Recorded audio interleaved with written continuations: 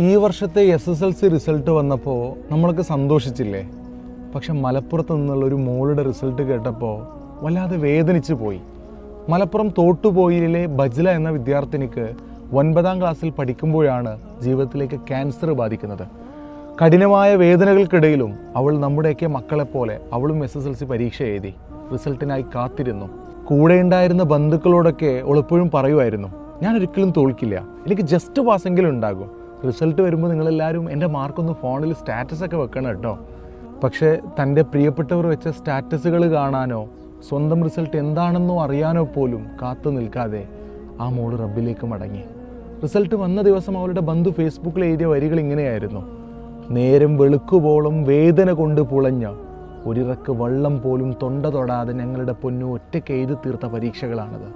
മരണത്തോട് പൊരുതിക്കൊണ്ട് പരീക്ഷാ ഹാളിലിരുന്ന ആ മകൾ തോറ്റിട്ടില്ല. അവൾ ജയിച്ചു തന്നെയാണ് ഈ ദുനിയാവിനോട് വിട പറഞ്ഞത്.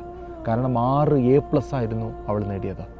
വേദനകളില്ലാത്ത ലോകത്തിരുന്ന് അവളിപ്പോൾ ആ റിസൾട്ട് കാണുന്നുണ്ടാകും. ആ മോളുടെ മഗ്ഫിറത്തിന് വേണ്ടി, പരലോക മോക്ഷത്തിന് വേണ്ടി നമുക്ക് പ്രാർത്ഥിക്കാം.